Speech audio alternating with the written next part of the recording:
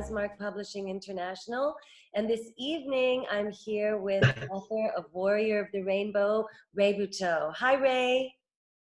Hey, hello there, Pashmina. Nice to see you. Today, I asked him a series of questions, and these questions have come from publishers, some viewers online, some people who are really excited for your book launch to come out. Can you remind us again what day you are launching on Amazon just before we start our questions? Okay, it's going to be on November the 19th, 2019, right around the corner. Yes, right around the corner. Okay, so our first question for you today, Ray, is the title of your book is so enchanting. You have the words warrior and rainbow connected to something mystical.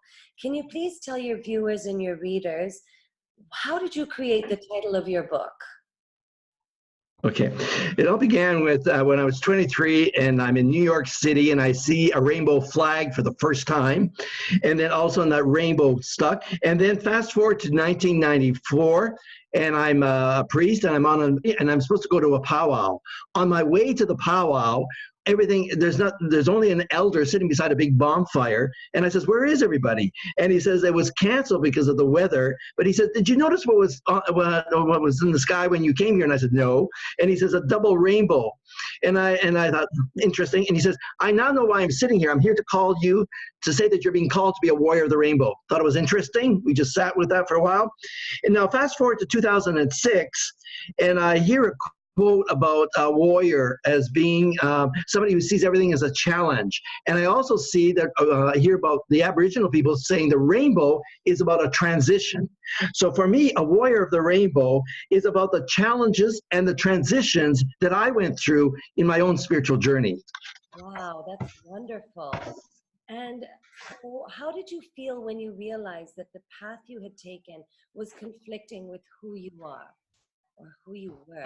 Yeah, for most of my life, I didn't have an awareness and a language that I could associate with the feelings and the experiences that I was having. I had been journaling, I've been encouraged to journal, so I got to the point where I had a manuscript on my hands. So in 2012, I published No Longer Lonely, in which I shared how I had felt lonely, isolated, fearful, rejected, exhausted, both as a child and as a priest, and then coming out and owning my own truth. And throughout the book, I spoke about my relationship with Source, God, my higher power.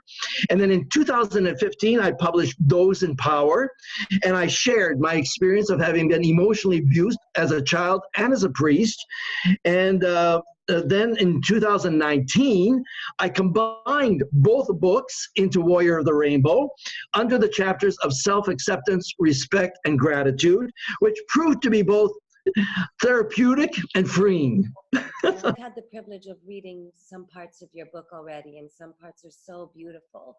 You talk about entering a monastery as a guest, and there was a vow of silence over there. Can you explain to your readers how that affected you, or what that did to you when you saw people doing it? Yeah, for me, it was, I had felt about wanting to be entering the monastery before entering a seminary. So in 1967, I went visiting the Trappist Monastery in Rochester, New York, which was close to where I lived. And my experience there was more like Maria, the sound of music. But anyway, and in December of 1990, before taking a year off, I lived and worked with the monks in Orangeville, Ontario, and worked on a book studying the drama of A Gifted Child by Alice Miller. I always found the silence and the serenity of a monastery was really powerful and refreshing, soothing to my soul. And one day a monk said to me, he says, Ray, you're always going to be longing to be in the monastery, but you're called to live in the world. Wow. Yeah. So when you reflect back on your life journey and the monumental experiences that you had, who was the biggest influence in your life and why? Okay, that would have to be, his name is George Bernard Cardinal Flath. He was the bishop who ordained me, and he was made a cardinal by Pope Paul VI in Rome in 1969. He was gentle, kind, and compassionate. And it was very interesting meeting a man like that, beginning my ministry, because it's very rare for those in power to have those three qualities. How do you feel about religion, Ray? Religion, for me, many of us who have left these spiritual structural frameworks that our religious communities continue to offer.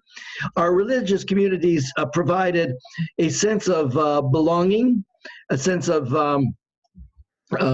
happiness and inner peace, in a knowing that if we conform and we obey the laws, that we're going to have an eternal life.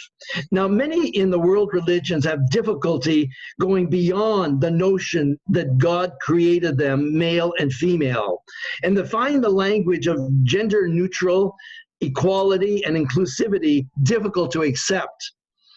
The youth of today are raised with the language of inclusivity and equality, and they are evolving naturally into a spiritual, secularized society. I love that, spiritual, secularized society. So are there any spiritual leaders or people of courage or power that you wish you had met in your lifetime? I would have liked to have met three people: Jesus, Gandhi, and Martin Luther, the Reformer. And I would have liked to have met these men just to be able to see if we were on the same energy level. You meet somebody and you can connect with them on an energy level. I would have liked to have met these people to see if we were on the same level. And in today's era, I would have liked to have met the late Leonard Cohen, who passed away at 75. And he, at 75, he created some of, according to many, his best recordings, his best music, where he really gave a voice from his heart in what he believed. So I would have liked to have met that man also. Coach and an author, Ray, what messages do you aspire to relay during your workshops and your online courses? And how can people find you? Well, no matter what challenges you are experiencing in your life, whether it's demanding lifestyles, injustices, longings of the heart, by reflecting, you can make the transformation in your life to have a sense of peace and inner happiness in your life. And we can do this by reflecting together on self-acceptance, respect, and gratitude. And you can read my personal experience of these themes in my book, Warrior of the Rainbow, which I'm launching. And you can connect with me on my website, which is awarrioroftherainbow.com. And my future workshops are going to be on that particular website, so you'll be able to see how to connect with me. And also you can connect with me by warrioroftherainbow@outlook.com. So either way. Wonderful. And just before we leave, Ray, can you remind your readers again, can we see a copy of your book? And can you remind your readers again of when this wonderful book will be launched on Amazon? Well, it just so happens it's right beside me. This is Warrior of the Rainbow, and is being launched November the 19th, 2019. Thank you so much, Ray, and namaste. Namaste. Thank you very much, Pashmina. Thank you so much, Ray. Thank you. Thank you. Thank you.